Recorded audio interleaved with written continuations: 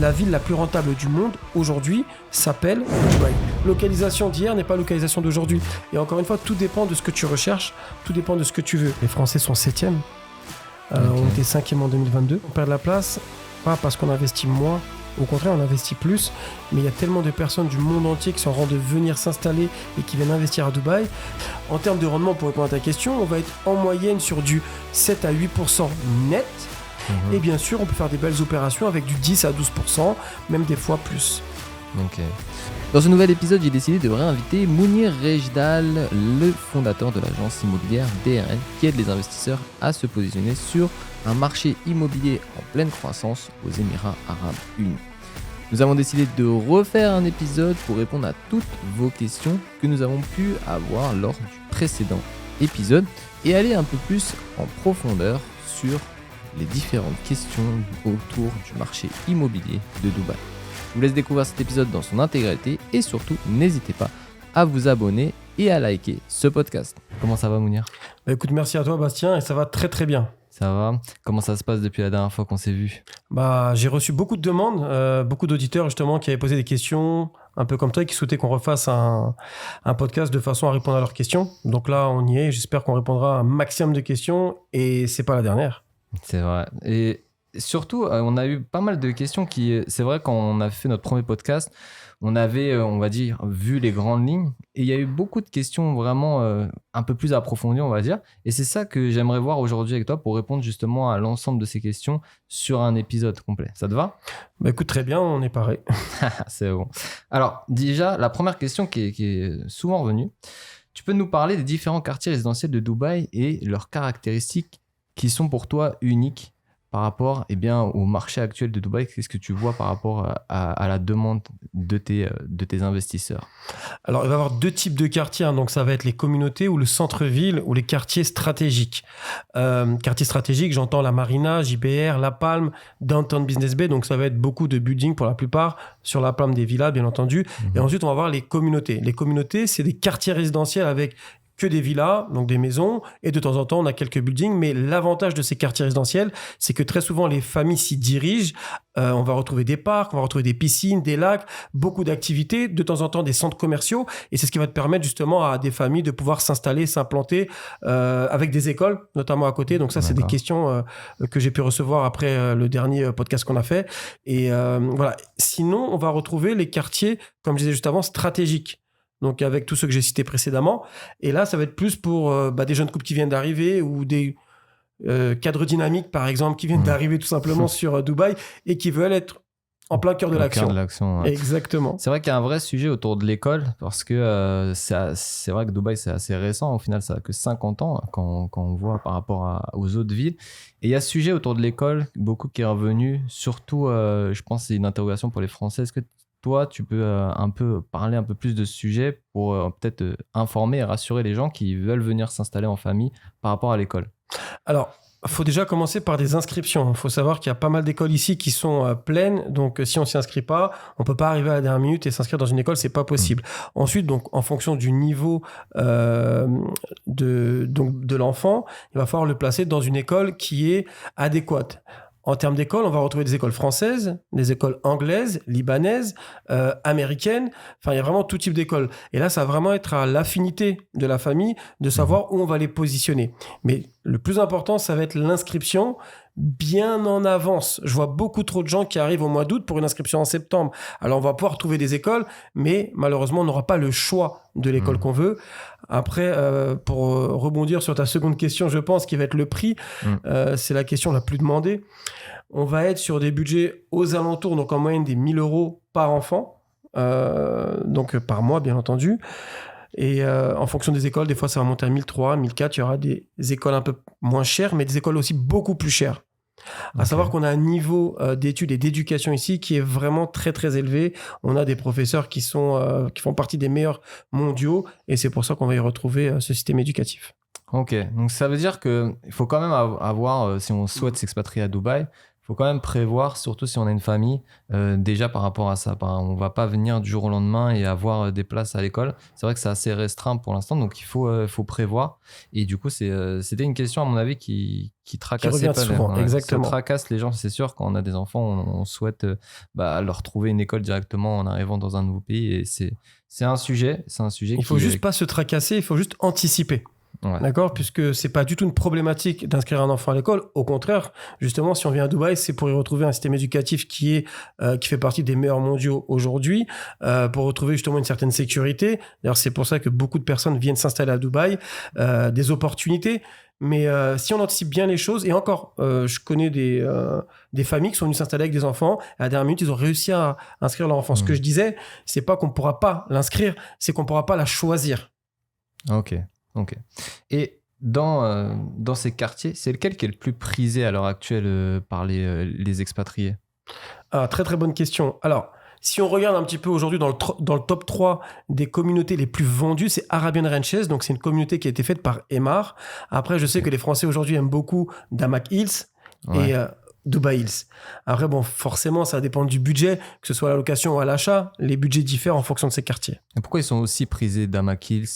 Pourquoi c'est aussi prisé par les Français, ces communautés? Alors, si tu veux, quand on n'est pas à Dubaï, on a très souvent cette image de building, du côté artificiel, et on voit trop peu souvent de la verdure, des lacs, des espaces de jeux pour enfants, des écoles, tu sais, les petites voitures, tu sais, avec tous les repas traditionnels un petit peu. Et ça, dans les communautés, on peut le retrouver. Il y a des aires pour jouer au golf. Enfin, il y a vraiment pas mal de choses et les gens s'y sentent bien tout simplement et les gens ont besoin de se sentir chez eux et de rentrer chez eux. C'est ce qu'on faisait un petit peu en France. Bon, pas quand on habitait au centre-ville de Paris, par exemple, au centre-ville d'une métropole comme ça, mais en tout cas à Dubaï, quand on est toujours au cœur de l'action, que ce soit à Downtown, Business Bay ou même à la Marina JBR, on a envie de rentrer à la maison, on a envie de rentrer dans une communauté, de voir un peu de verdure et surtout d'apaiser son esprit. Puisque comme tu sais, Dubaï, c'est une ville très dynamique. Un mois ici, c'est l'équivalent d'un an ailleurs dans le monde entier. Et c'est pour ça qu'on a besoin de se détendre un petit peu quand on rentre à la maison, quand on rentre dans son quartier.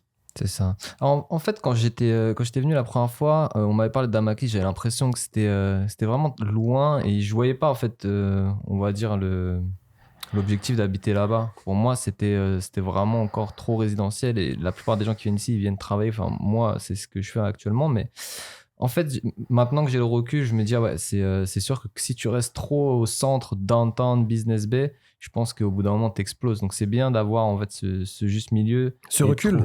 Trouver une communauté un peu écartée du centre-ville. Et en fait, comme à Paris, il y a beaucoup de gens maintenant qui vont dans les banlieues un peu plus loin pour justement retrouver un peu de calme et ils vont travailler à Paris. Donc, on commence à voir ça. Je vais revenir sur ce que tu viens de dire. Loin. Alors, déjà, loin de quoi ? Et loin, ça se représente en combien de temps ? Tu me dis loin, Damac Hills, c'est à 25 minutes du centre-ville de Dubaï. Quand tu sors de chez toi en région parisienne pour aller à ton travail, très souvent, que tu prennes le métro, que tu prennes la voiture, tu vas mettre en général entre 40 minutes et 60 minutes. C'est vrai. Ouais. Voilà, c'est à peu près la moyenne en France pour aller à son travail. Donc, c'est pas loin. Au contraire, c'est vraiment très près. Tu sais, comme j'entends, la dernière fois, j'ai entendu JVC, c'est loin. C'est à 15 minutes de la plage. En France, quand on habite à 2 heures de la plage, on dit qu'on est proche de la mer. Ouais, parce que les gens, ils n'ont pas encore ce sentiment que Dubaï, il s'est vraiment développé. Depuis 20 ans, ça a vraiment explosé. Là, avant, les gens, ils ont toujours l'idée de marina, un peu centrée autour de la marina JBR et maintenant downtown. Bien sûr. Mais dès qu'on sort de ces quartiers, ils ont l'impression que c'est le désert encore, alors qu'il y a des communautés qui sont construites au fur et à mesure. Ça, c'est un très bon sujet, tu sais, puisque malheureusement, trop de personnes ne voient que le centre-ville, donc downtown, ou la marina JBR pour le côté plage. Et en arrivant, ces personnes-là veulent habiter là, tout de suite. Mais, alors, je sais, parce que maintenant, ça fait quelques années que je suis là, et je le vois, très souvent, la première idée n'est jamais la bonne. Alors, on a une expression qui dit il faut toujours écouter sa première intuition, mais là, dans ce cas-là, c'est vraiment tout le contraire, puisque justement, quand on arrive, au contraire, on a envie de s'éloigner de ces quartiers-là. La Marina, si c'est le quartier le plus touristique aujourd'hui à Dubaï, c'est pas pour rien. Donc, est-ce que toi, tu voudrais habiter dans le quartier le plus touristique en venant t'installer à Dubaï si tu viens en famille ? Ouais, non, je préférerais être dans un quartier plus calme, c'est sûr. Exactement. Est-ce que tu as envie de voir tout le monde aller au restaurant en bas de chez toi, du bruit, de la musique ? Non, tu veux un quartier un peu plus calme, justement, puisque tu vas venir travailler. Très souvent, on vient ici pour les opportunités. On vient pour entreprendre. On vient pour pas mal de choses, mais en tout cas, quand on rentre à la maison, quand on rentre en famille, on a envie de se sentir bien et d'être apaisé, d'avoir du calme, puisque Downtown, Marina, JBR, je me répète, mais c'est le centre-ville, c'est les quartiers stratégiques, et c'est aussi, on est à Dubaï, hein, tu sais, on n'a pas de voitures diesel ici. On a des grosses voitures avec des gros moteurs, et on a des Lamborghini qui passent à toute vitesse le soir. Ouais, c'est sûr que quand tu es au cœur de Downtown, la nuit, c'est assez animé, c'est assez agité par rapport à ça. Bah c'est marrant, moi j'ai un appartement au 37e étage à Downtown et je me fais réveiller des fois à 4h du matin et je suis au 37e. Ouais. Plus les podiums, ça fait que je suis au 42e. Ouais, c'est sûr, c'est un élément négatif d'habiter au centre-ville. Après, bien sûr, tu es au cœur de l'action. Alors, il y a eu aussi quelque chose qui est revenu, c'est que on parle beaucoup de tous ces quartiers, Downtown, Marina. Est-ce que tu aurais un quartier à recommander à quelqu'un qui voudrait vraiment être dans un quartier privilégié à Dubaï? Tu vois, un quartier vraiment plus VIP, on va dire, où on va retrouver des villas qu'on voit nulle part ailleurs. Alors c'est très compliqué puisque je peux pas mettre à la place des gens. Je connais pas leur passé, je connais pas leur, comment ils ont vécu, quel est leur style de vie, qu'est-ce que ces personnes aiment. C'est pas possible. Nous on travaille pas comme ça. Je ne rende jamais personne vers quelque chose puisque ça ferait de moi une personne qui n'a pas compris de mon métier et surtout ce serait pas juste pour les personnes que j'ai en face de moi puisque mon travail est de comprendre les gens de façon à leur proposer ce qu'il y a de mieux pour ces personnes-là. Et je sais que je pourrais dire Dubaï Hills, c'est très bien. J'ai des agents qui aiment Dubaï Hills. J'en ai d'autres qui n'aiment pas Dubaï Hills. Pourquoi ? Va leur demander la question. Ok. Mais est-ce que tu te souviens, une fois, on recherchait une villa, je me rappelle. On est passé dans des quartiers un peu haute sécurité et là tu m'avais dit justement à ce moment-là, là on est dans un point où il n'y a que des villas au-dessus de 4-5 millions. Je ne sais pas si tu te souviens de ce quartier. Emirates Hills. Emirates Hills, ouais. Emirates Hills, c'est un quartier plus hype que... Alors, c'est pas parce que les prix sont plus chers que c'est plus hype. Okay. Et si je te mets demain à Emirates Hills, je suis pas sûr que tu vas aimer ce quartier-là. Ah ouais.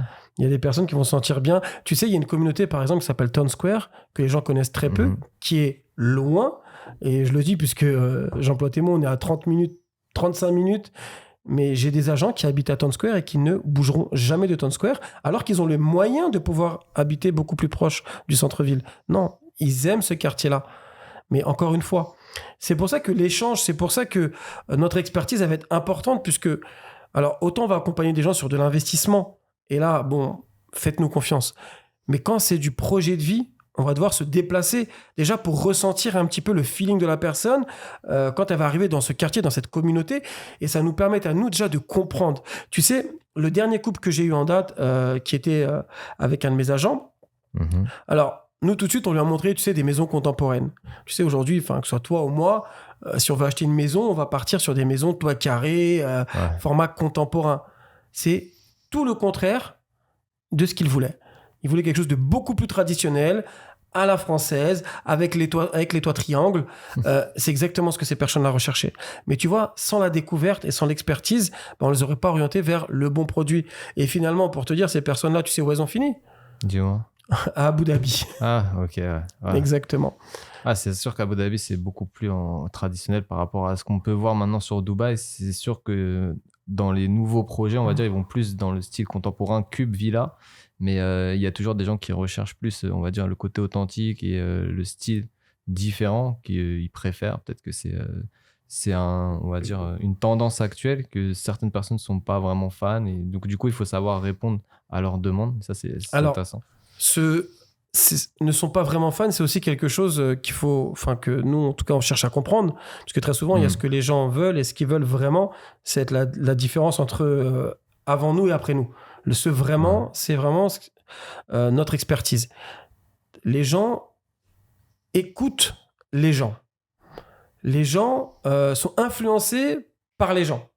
Et ça, c'est le gros problème aujourd'hui de ces personnes qui veulent investir ou de ces personnes qui veulent s'installer, c'est qu'elles ne connaissent pas le marché. Elles se font orienter par des personnes. Tu sais, moi, si je te dis que j'ai envie d'acheter une paire de baskets, tu vas pas me ramener une paire de Reebok parce que toi, t'aimes des Reebok. Tu vois ce que je veux dire? Ouais. C'est exactement la même chose. Même si toi, tu as acheté toute ta vie des Reebok, ça fait pas de moi quelqu'un qui va aimer les Reebok. Et pourtant, je vais te croire puisque je vais dire, ok, vas-y, ramène-moi une paire de Reebok. Mais quand je vais les essayer, je vais me dire, c'est pas trop bien, c'est pas trop le style. Tu sais, moi, j'ai porté des mocassins toute ma vie. Tu vois? Donc, c'est ça la différence entre l'expertise et notre service, notre travail et justement, des gens. Pareil, si tu as envie d'acheter une baguette, tu vas voir un boulanger. Tu vas acheter de la viande, tu vas voir un boucher. Et voilà, nous, c'est notre métier de comprendre les investisseurs, les personnes qui viennent s'installer à Dubaï. On leur propose le produit adéquat, que ce soit en termes d'investissement, de pied-à-terre ou de projet de vie. Et ça va vous permettre, en tout cas, ça va leur permettre d'avoir le bon produit, la bonne maison, la bonne communauté. Ok. Alors, un petit exercice pour toi. Imagine-toi... Voilà, moi je suis Bastien, j'ai 32 ans et j'ai un capital à peu près entre 140 et 150 000 euros. Je souhaite venir m'installer à Dubaï. Je cherche un truc budget. J'ai pas vraiment d'exigence en termes de design ou autre. Je veux juste trouver, on va dire, quelque chose pour m'installer et pour lancer ma vie sur Dubaï. Tu me conseillerais quel quartier, quel type de logement?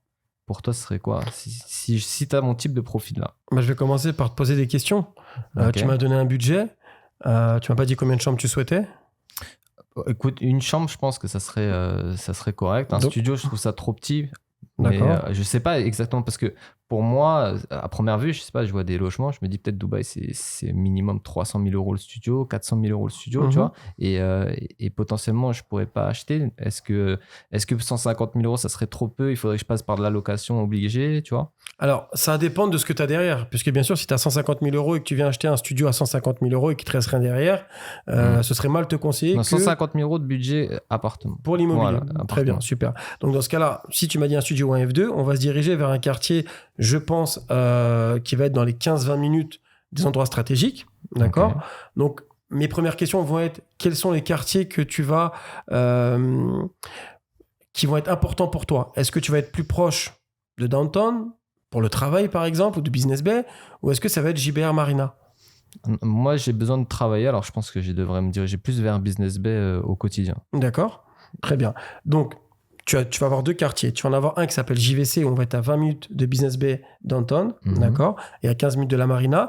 Et à l'opposé, on a l'effet inverse. On a Dubaï Silicon Oasis, que les gens connaissent trop peu, mais qui est un super quartier avec des villas et beaucoup d'Émiratis qui y sont. C'est un quartier très propre, avec beaucoup d'avenir. Et là, on va être à 15 minutes de downtown et de 20-25 minutes de la Marina. Et donc, moi, je vais commencer par là. Déjà, c'est de comprendre quels sont tes intérêts, en tout cas, qu'est-ce qui est important pour toi. Donc là, tu me l'as dit, donc Downtown Business Bay, c'est important. Pourquoi acheter tout de suite et pourquoi pas louer au départ? Ça va être une question que je vais te poser. Pourquoi typiquement, quand on est en France, on réfléchit toujours à acheter sa résidence principale. Ouais. Si je veux que ça soit ma résidence principale, par exemple, je me vois plus acheter et pas être dépendant des loyers potentiellement. Je ne sais pas comment ça évolue ici, les loyers, mais je sais qu'en France, c'est assez aléatoire. Tu peux trouver à Paris, du moins en plein Paris, un coup, tu vas trouver le F2 à 2 000 euros, ou tu vas aller dans un autre quartier, ça va être 1 500 euros, tu vois. Donc, je ne sais pas exactement encore. Je suis novice, donc c'est ça. Moi, j'ai besoin d'un conseiller comme toi pour m'aider. Justement, ma question est très simple. C'est-à-dire que moi, j'ai besoin de savoir si aujourd'hui, tu es un investisseur ou pas. Puisque on le sait qu'investir dans une résidence principale ne va pas être forcément un investissement qui va nous rapporter de l'argent. C'est-à-dire qu'on va mettre de l'argent, on va capitaliser sur un bien, mais derrière, on ne pourra pas le faire travailler. Même si ce n'est pas ton métier et que demain, tu vas me dire « J'aimerais investir, moi, dans l'immobilier, par exemple, et qu'est-ce qui est le plus intéressant? Est-ce que c'est mieux pour moi d'acheter ma résidence principale ou d'acheter en partant sur un investissement pour du rendement locatif, par exemple, okay. Là, on va faire une étude et savoir qu'est-ce qui va être le plus intéressant pour toi. Est-ce que c'est peut-être pas mieux de louer au départ, mais d'investir dans un bien qui sera prêt dans 2 ou 3 ans, avec un plan de paiement qui va être étalé? Ça va te permettre justement d'acheter à un meilleur prix un produit neuf et surtout de ne pas mettre tes 150 000 euros au total sur un bien. Donc ça va être l'avantage du off-plan. Et dans certains quartiers, bon là dans ton cas c'était 150 000. C'est quoi off-plan? Alors off-plan, donc c'est sur-plan, c'est l'équivalent de la VFA en France. C'est un bien qui n'est pas construit. Donc là on va démarrer au départ, vraiment au début, à la commercialisation du produit. Et là, on va payer petit à petit sur plusieurs années. Des fois, le paiement va s'arrêter à la remise des clés et des fois, le paiement va continuer après la remise des clés sur plusieurs années, ce qui va nous permettre d'avoir un amortissement des locataires. Donc, dans ton cas précis, par exemple, moi, j'investis beaucoup à Dubaï. J'ai acheté des dizaines et des dizaines d'appartements et de maisons et j'ai fait des opérations plus-value et rendement locatif. Je me suis rendu compte, finalement, avec mon expérience, que le plus intéressant pour moi et ce qui correspondait le plus à mon mindset, c'était de faire de l'achat-revente et de ne plus investir dans une résidence principale. Et ça, je m'en suis rendu compte avec le temps. Alors, il y a des gens qui me disent « Ah, mais c'est souvent les cordonniers les plus mal chaussés. » Mais c'est pas vrai. C'est juste que dans mon cas à moi, c'est ce que je préfère, c'est ce qui me correspond le mieux. Je fais de l'achat-revente, j'achète au début et je revends. Alors, sur un budget de 150 000 €, on va pas pouvoir faire ce type d'opération, puisque ce type d'opération, on les fait dans des endroits stratégiques, avec des promoteurs stratégiques également. D'accord ? Donc, moi, aujourd'hui, je préfère louer, mais de garder de la trésorerie de façon à pouvoir injecter s'il y a un programme qui sort neuf, qui est très intéressant, s'il y a un distress deal, donc c'est une vente en dessous du prix du marché. Et des fois, on fait aussi des opérations de marchand de biens avec de l'achat déjà prêt, en passant par la rénovation, et on revend l'appartement juste après, ou on le met en location. Et donc, du coup, on a optimisé nos rendements.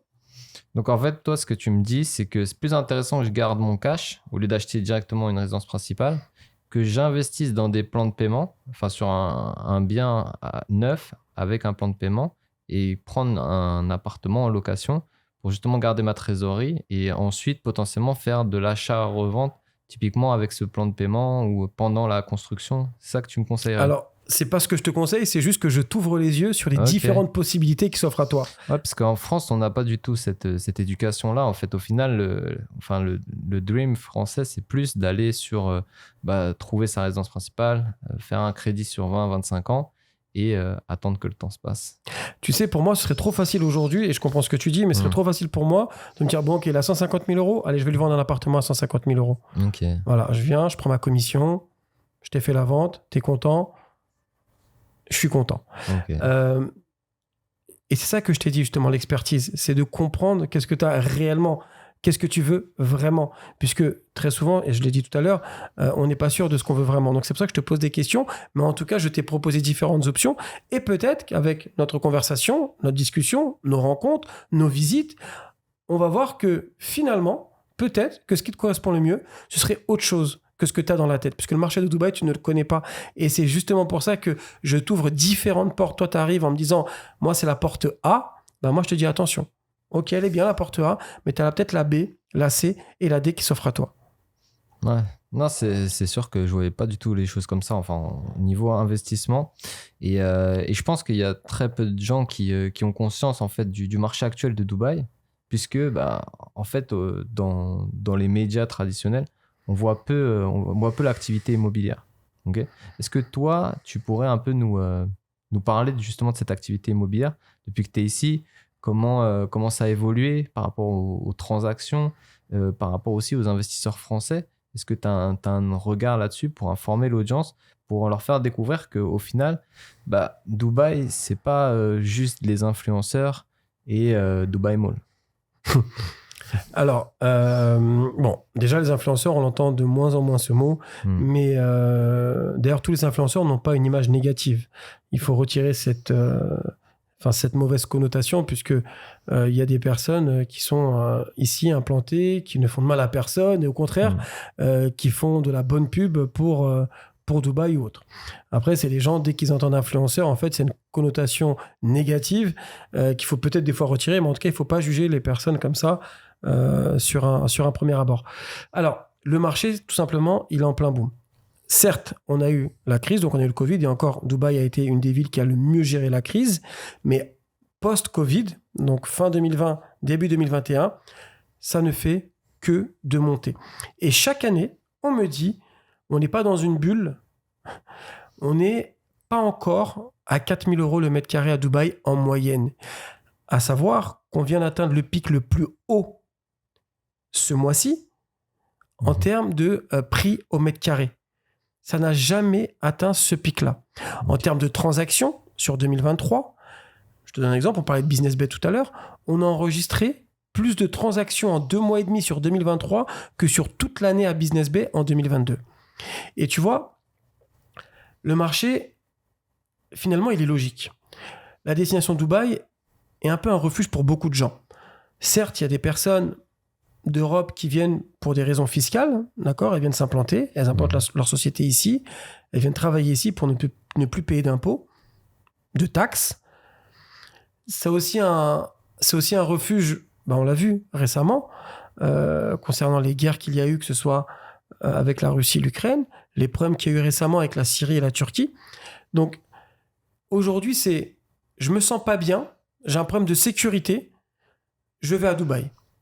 Puisque Dubaï, c'est la ville la plus sécurisée au monde, et surtout, c'est une ville neutre. On ne te juge pas. Et j'entends beaucoup, justement, en parlant de ça, ce côté... c'est vrai qu'avant, je le voyais beaucoup plus que maintenant, mais ce côté ville musulmane, je connais des villes en France qui sont beaucoup plus musulmanes que Dubaï. Justement, ici, il y a une grande tolérance. On ne juge pas les gens. Je me répète, il y a plus de 200 nationalités qui parlent différentes langues. Il n'y a personne qui regarde personne. On n'est pas dans ce jugement, dans ce stéréotype. Ok, je te vois, t'es habillé comme ça. Ok, je te mets là. Je te vois, t'as une montre, t'as une Rolex. Je te mets là. T'as une super voiture. Je te mets là. C'est faux. Ça marche pas comme ça. Ici, justement, on apprend à connaître les gens. On apprend à découvrir les gens. On sait que de toute façon, on ne peut rien faire. Les gens sont en pleine sécurité, même pour tes enfants. Alors, il y a une histoire que j'aime pas trop raconter, mais j'ai un de mes clients, un couple, qui sont venus puisqu'ils se sont fait kidnapper leur fille et on leur a demandé une rançon. C'est pas une histoire que j'aime raconter parce qu'elle est déplaisante, mais c'est la réalité. Et cette histoire-là, je la raconte des fois à des gens qui sont aisés et qui hésitent encore à venir à Dubaï, mais qui ont déjà eu des problèmes. La dernière fois, j'ai raconté cette histoire à une personne qui souhaite s'installer. Alors lui était sûr, elle, donc son épouse, moins sûre, mais ils ont des enfants, ils sont déjà fait cambrioler, ils sont déjà fait braquer, on leur a déjà volé leur voiture, et la femme a du mal encore à accepter le fait de vouloir venir s'installer à Dubaï puisqu'elle ne connaît pas Dubaï. Elle a rencontré une de mes agents, ça s'est super bien passé. Elle m'a rencontré, ils m'ont rencontré, ça s'est super bien passé. Ils ont fait beaucoup de visites. Aujourd'hui, ils sont sûrs de vouloir venir s'installer à Dubaï.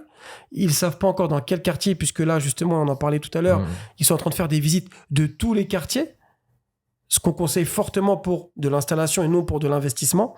Ah, c'est deux sujets différents. Exactement, de l'investissement, c'est faites-nous confiance. Je me répète. Par contre, de l'installation, ça va être différent. On va tâter le terrain. Maintenant, elle ne se voit nulle part ailleurs qu'à Dubaï, puisqu'elle a rencontré la bonne personne, le bon intermédiaire, une personne de confiance qui lui a partagé son expérience, que ce soit en termes d'école. D'ailleurs, ça a été une question qui a été beaucoup répétée et posée. En tout cas, elle voulait avoir toutes les questions et aussi comprendre comment fonctionnait Dubaï. C'est intéressant.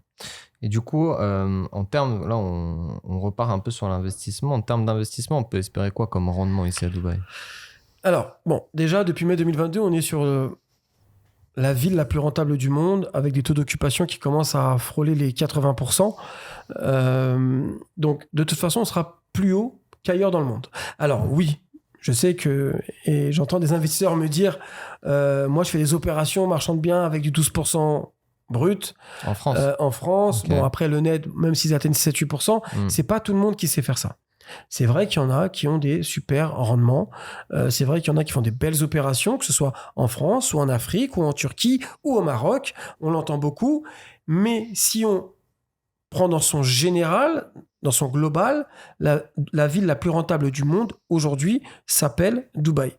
En termes de rendement, pour répondre à ta question, on va être en moyenne sur du 7 à 8% net. Et bien sûr, on peut faire des belles opérations avec du 10 à 12%, même des fois plus. Ok. Et du coup, en tant qu'investisseur, j'achète ici un appartement. Et est-ce que je suis propriétaire à 100% de cet appartement ? Parce que ça, c'est vraiment une interrogation. Et c'est souvent, depuis que je vais à Dubaï, il y a des gens qui m'ont dit ça. Ouais, tu travailles dans l'immobilier ou tu vois un peu ce qui se passe dans l'immobilier. Est-ce que pour toi, est-ce qu'on a le droit d'être à 100% propriétaire dans ce pays ? Puisque les gens, ils sont encore, peut-être pas encore renseignés par rapport à ça. Ok. Bon. C'est un sujet qu'on entend de moins en moins, mais qu'on entend encore. Alors, il y a 3 types d'acquisition à Dubaï, d'accord? Donc, il y a le freehold. Donc, le freehold, c'est de la pleine propriété. Donc, tu achètes, tu es propriétaire à vie. Et on passe aussi par la succession, etc. Il n'y a aucun souci, c'est à vie. On va voir le leasehold, ça va être du 99 ans. D'accord? Donc, c'est des propriétés que tu achètes et tu es propriétaire pendant 99 ans. Tu as également d'autres pays comme ça. Et ensuite, tu as des endroits, des terrains qui sont vraiment dédiés aux personnes issues du Golfe, donc les GCC. D'accord? Exemple, enfin, Dubaï, Abu Dhabi, Oman, Bahreïn, enfin, et j'en passe. Donc voilà, ça, c'est les 3 types. Mais oui, pour répondre à ta question, déjà, nous, on travaille que sur les zones qui sont propriétaires à 100% zone freehold. Ok, donc toi, tu conseilles que des biens et tu investis que sur des biens à pleine propriété. Alors, dans le marché secondaire, on a des demandes d'Émiratis, par exemple, pour du leasehold, bien sûr. Par contre, pour les expatriés, on vend que du freehold. À aucun moment, on vend du leasehold. Alors, une fois, ça nous est arrivé, pas de le vendre, mais de le commercialiser, puisque le promoteur ne nous l'avait pas dit, tout simplement. Ah, ça arrive, ok. Voilà, en fait, il cachait un petit peu ce truc, et on a eu un client intéressé, et il y a même eu un acompte, et à la dernière minute, on a appris que c'était du leasehold, et donc du coup, la personne s'est fait rembourser tout simplement. Mais voilà, mais la plupart du temps, voilà, à 100% d'ailleurs, on travaille que sur des zones qui sont freehold. Donc, du coup, le promoteur en lui-même, il était, on va dire, il essayait de cacher ça un petit peu. Et en fait, vu que la personne était passée par toi, par ton agence, vous avez réussi quand même à revoir les contrats. Bien et sûr. À dire au client, attention, parce que là, tu n'es pas sur une full propriété. Et donc, du coup, attention, est-ce que ça t'intéresse? Et lui, il a dit, non, moi, je veux la pleine propriété. Donc, ça veut dire, s'il était passé en direct promoteur, peut-être potentiellement, il serait fait pas arnaquer, mais il serait pas propriétaire à 100% de son bien, c'est ça? Déjà, les contrats, ils sont en anglais et en arabe. Très souvent, il y a des personnes qui comprennent ni l'anglais ni l'arabe.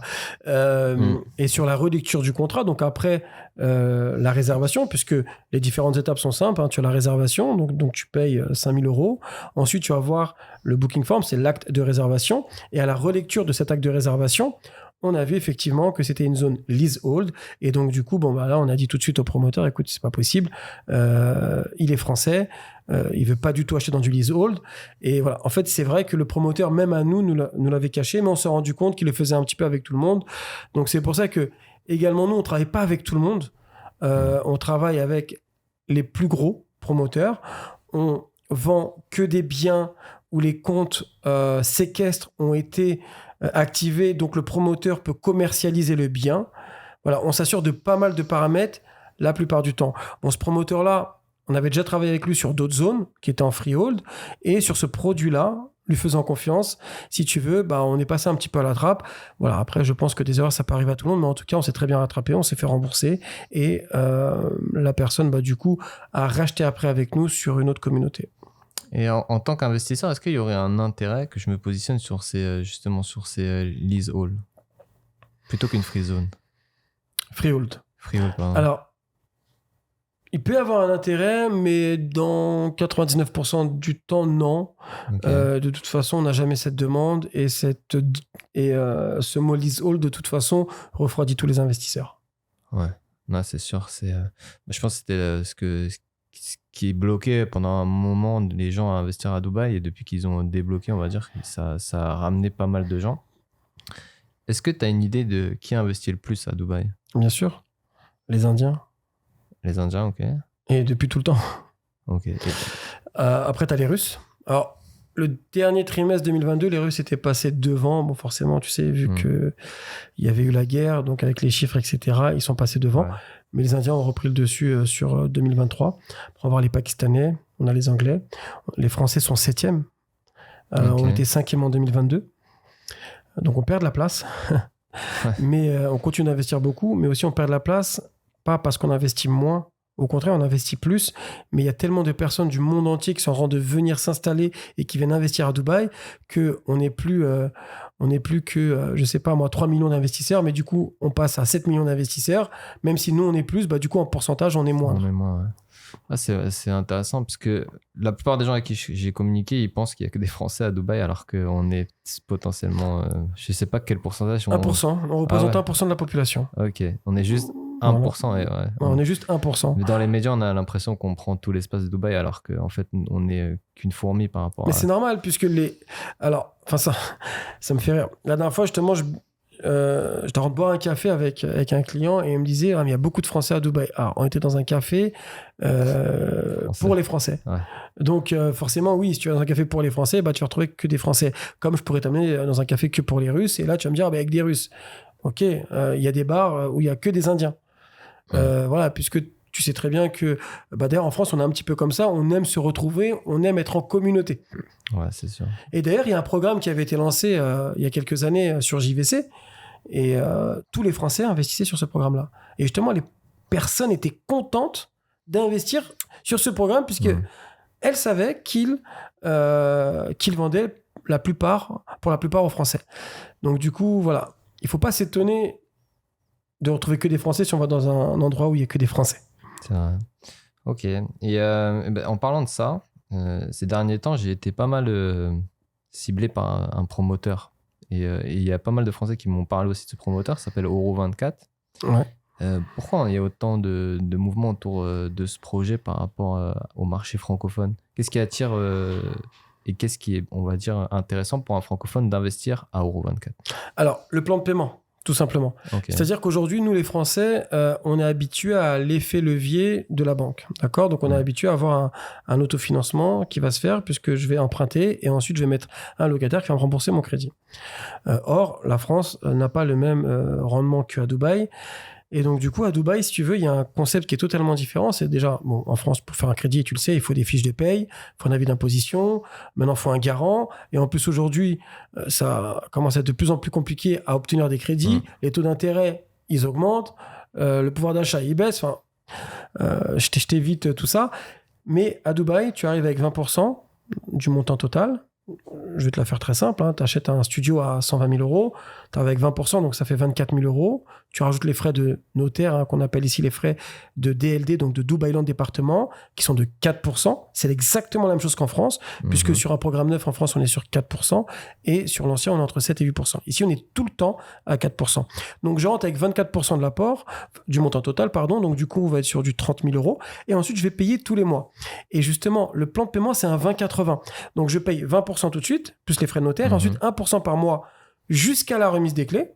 Donc là, je vais atteindre 56%. Et après la remise des clés, il reste 44% qui sont étalés tous les mois. Et là, je continue à payer 1%, 1%, 1%. Mais en même temps, je vais avoir un amortissement des locataires. Ensuite, ça va être moi, en tant qu'investisseur, de choisir est-ce que je pars sur du long terme ou du court terme. Il y en a qui auront plus d'affinité sur du long terme, d'autres sur du court terme. Mais ça va être justement notre travail de déterminer la stratégie qu'on va déployer, puisque même si le court terme va avoir un meilleur impact financier que le long terme, des fois, je connais des investisseurs qui préfèrent avoir moins, mais avoir un taux d'occupation à 100% tout le temps, garanti, sécurisé, et avoir un paiement dans l'année. Ok. Ouais, donc, c'est un peu comme en France, il y a le long terme, court terme par Airbnb aussi, ça ? Exactement. Ok. Et du coup, imaginons que j'achète un studio à 120 000 euros à Euro24. Est-ce que je pourrais léguer ça à mes enfants, par exemple ? Bien sûr. Et comment ça se passe, on va dire ? Parce qu'en France, tu sais que quand par exemple, ta famille elle décède, tu as un impôt à payer sur la passation. Est-ce qu'ici, c'est la même chose ? Comment ça se passe ici déjà, ici, c'est la charia. Et ça, tu le sais. C'est un petit peu... c'est le même concept que dans les pays musulmans. C'est un tiers, 2 tiers. Tout simplement. Okay. Par contre, et c'est ce qu'on conseille à tous nos investisseurs, c'est de passer derrière chez le notaire et de faire un acte notarial pour la succession ou, en tout cas, pour léguer de façon équitable, donc à 50-50 pour les Français, puisque équitable, ici, c'est pas 50-50, du coup, c'est différent. Et ce document coûte 200 euros. Ok, donc Voilà, tout simplement. et après, il n'y a plus rien à payer. Exactement. Ok, donc quand je vais décéder, mes enfants auront les clés de mon appartement. Exactement, Et puisqu'on seront n'a pas de propriétaires. taxe justement sur la succession. Mhm. D'ailleurs, en parlant de taxe, il n'y a pas d'impôt sur les revenus, il n'y a pas de taxe sur la plus-value. Tout ça, on ne l'a pas. Donc si je revends même mon studio et que je le vends à 140 000 euros, j'aurai pas de taxe sur la plus-value. Sur la différence des 20 000 euros, non. Ouais. Ok. Ok. Même si je suis en investissement. Exactement. Intéressant. Alors, intéressant. Mais ça va être la première réponse. Tu vois, là, je t'ai répondu tout de suite en tac au tac, puisque pour moi, c'est logique. Maintenant, il y a une chose. Tout dépend de ta fiscalité. Donc, toi, tu es résident fiscal français. Donc, en vrai, tu es censé déclarer tes revenus qui ont été faits à l'étranger. Ouais, donc je suis censé déclarer les 20 000 euros. Exactement. Okay. Voilà. Donc, nous, on conseille à personne de prendre le chemin... le mauvais chemin. Ouais. En tout cas, on explique les cas, donc les différentes situations qu'en tant que résident fiscal, tu dois déclarer. En tant que non fiscal, voilà, tu fais ce que tu veux. Mais les gens décident et font leur propre choix de déclarer ou de ne pas déclarer. Nous, on explique qu'il faut déclarer. Mais tu sais, sur un premier bien, généralement, sur les premières années, ce qui se passe, c'est qu'ils deviennent propriétaires, ils payent, et ensuite... Très souvent, les personnes qui ont fait le premier investissement reviennent pour d'autres investissements, même reviennent pour une installation et très souvent font leur résidence fiscale à Dubaï. Okay. Donc, c'est pour ça que, tu sais, quand tu viens d'arriver dans le marché, ça, tu ne le comprends pas. Mais quand ça fait maintenant quelques années que tu y es, eh ben, tu arrives à le comprendre. Puisque la plupart de mes investisseurs, à terme, sont venus s'installer à Dubaï. Ok. Et je ne pourrais pas passer par comme une SCI ou quelque chose comme ça pour optimiser ma fiscalité et ne pas avoir à déclarer? Est-ce que ça existe, ce système de SCI ici à Dubaï? Alors, tu peux faire ça également. C'est-à-dire que tu peux passer par une société ici, d'accord? Donc, c'est une société qui va détenir tes biens. Et donc là, ce sera plus donc une personne morale, mais une entreprise qui va détenir les biens. Exactement. Ok. Et en termes d'entreprise, je peux être, on va dire, seul sur cette entreprise ou je suis obligé d'être associé avec un local, un Emirati, par exemple? Alors, en fonction des entreprises, justement, des fois, il y a des obligations. Alors maintenant, il n'y a plus de sponsor. Avant, on appelait ça le sponsor. Maintenant, c'est le représentant légal. Il est à 0%. Okay. Tu vois, par exemple, avant, dans les sociétés, pour la restauration, l'immobilier, peu importe. D'ailleurs, pour l'immobilier, avant, le sponsor était à 100% et le patron était à 0. Donc, c'est assez marrant. Maintenant, ça s'est complètement inversé. Mais aujourd'hui, c'est plus du tout le cas. Donc, en fonction des sociétés, des fois, tu es sponsor, des fois, tu l'es pas. Mais là, dans cette société-là que tu as envie de créer pour détenir des biens, non, tu n'as pas besoin d'avoir même de représentant légal. Ok. Donc, c'est assez intéressant. Ok. Il y a une autre question qui revient. Ça, c'est pas, on change un peu. Hein. Souvent, c'est ça que j'ai vu sur TikTok. Une question un peu mainstream, on va dire. C'est qui Emaar? Il y a Emaar partout sur les toits. C'est qui Emaar? Alors, Emaar, c'est une entreprise semi-gouvernementale. Okay. Ils détiennent 50% des terrains ici à Dubaï. D'accord? Et les plus grandes, les zones stratégiques de Dubaï, la plupart ont été faites par Emaar. Donc, c'est un promoteur immobilier. Ok, donc le Burj Khalifa, Downtown, avec le Dubai Mall, ça a été fait par Emaar. Il y a beaucoup de quartiers également, notamment aussi des communautés, pas que des zones stratégiques, qui ont été faites par Emaar. Ok, donc c'est un promoteur immobilier Exactement. Ici qui prend de la place, puisqu'on le voit partout, même quand tu es au Dubai Mall, tu vois que c'est à Emaar. Donc tu es dans Emaar, au Dubai Mall.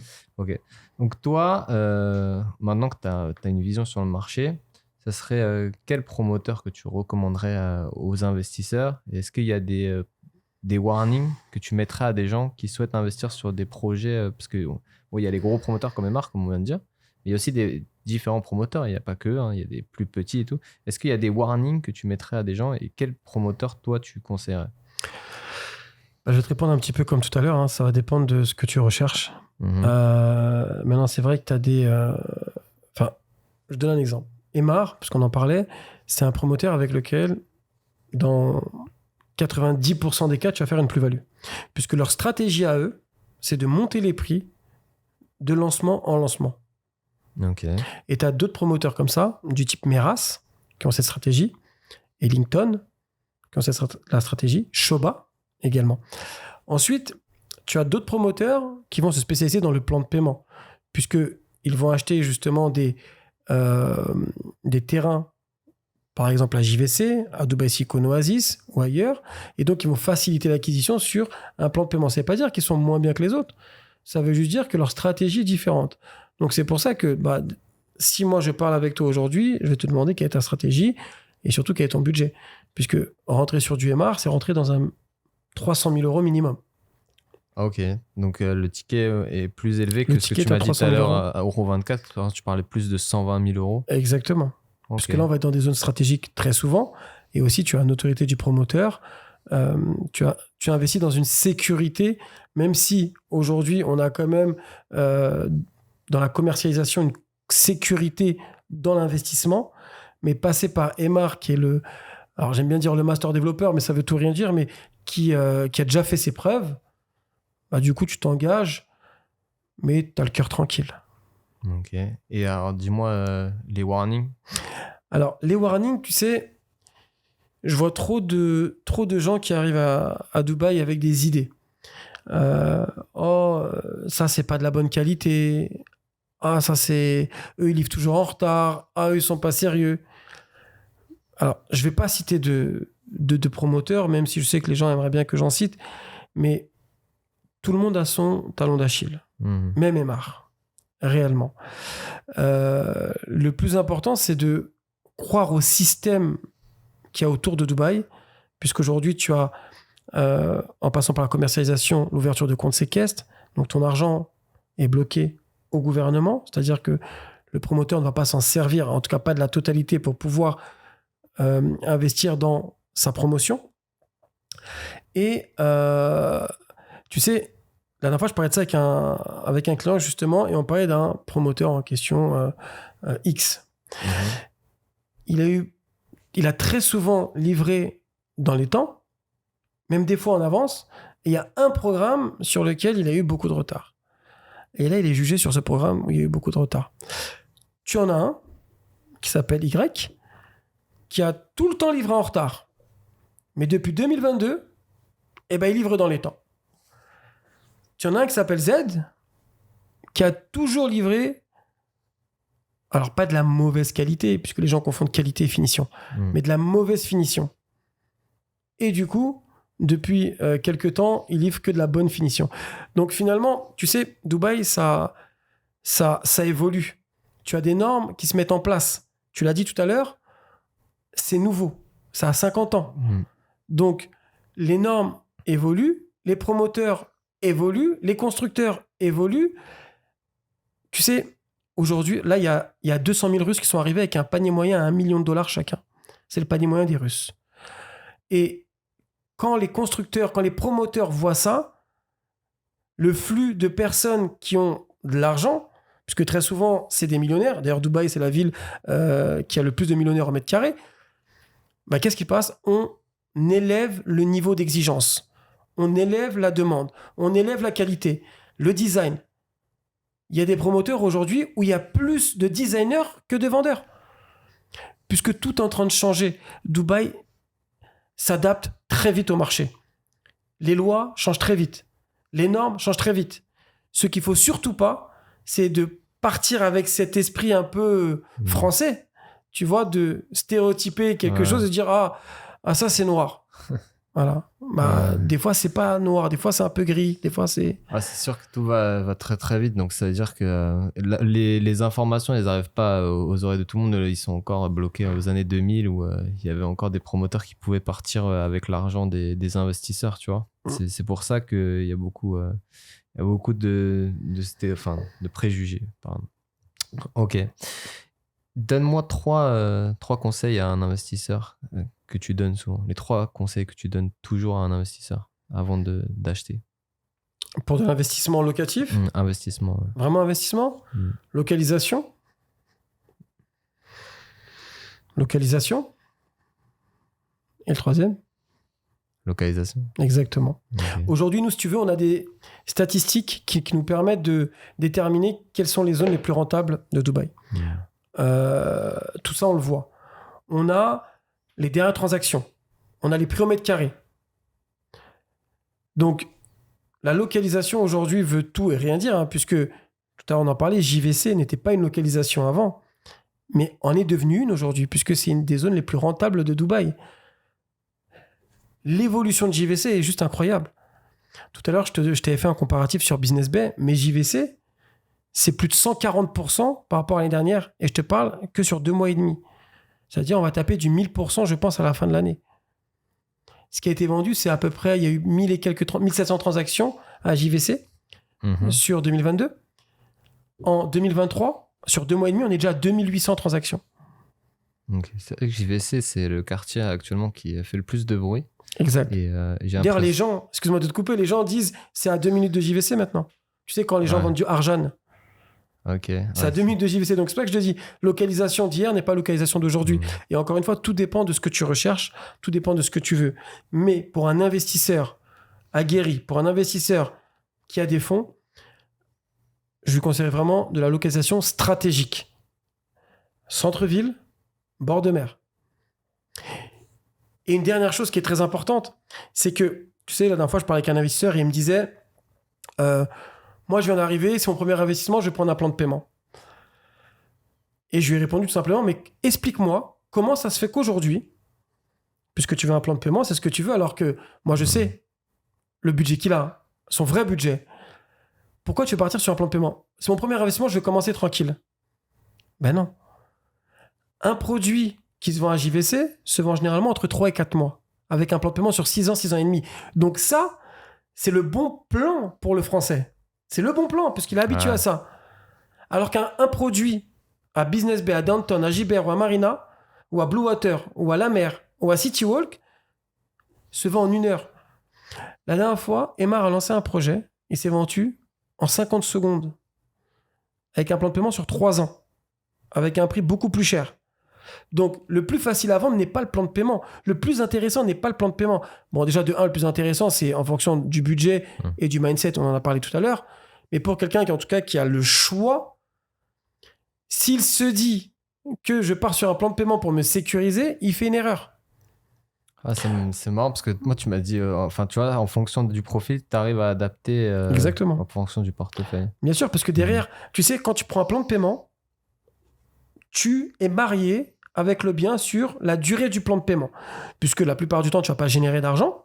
Mais par contre, si tu veux vraiment avoir un bon prix, il faut utiliser l'amortissement du paiement après la remise des clés. Sans quoi, le bien te coûtera très souvent plus cher que ce qu'il ne coûte réellement. Puisque forcément, si on donne un plan de paiement, c'est que le prix au mètre carré était élevé un petit peu par rapport au marché.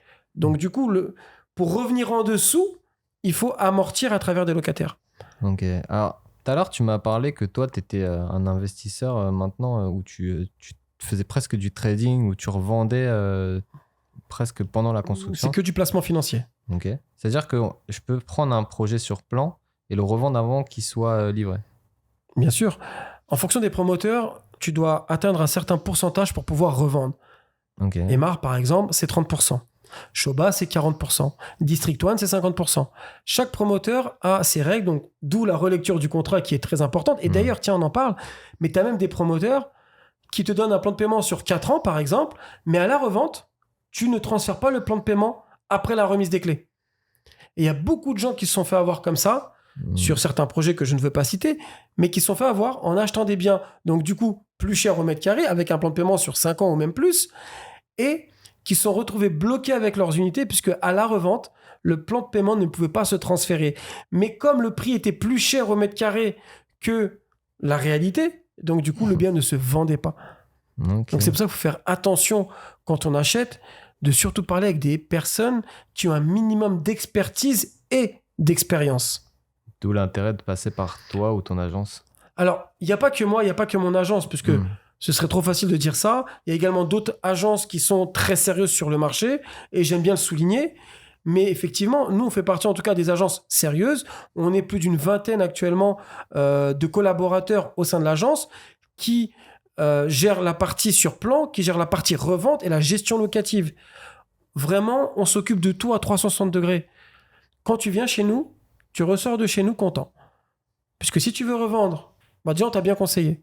Si tu veux revendre, tu pourras revendre. Si tu veux louer, tu pourras louer et adapter une stratégie adéquate. Ok, donc ça, c'est les services que propose ton agence DRN. Exactement. Super. Écoute, Mounir, je pense qu'on a fait un peu le tour de toutes nos questions d'aujourd'hui. Non, j'en ai Non une dernière pour toi. Ah, ok. T'achètes quand? Bah écoute, on va discuter. J'attends probablement le prochain lancement de ton promoteur préféré, Qui est? qui est Oro.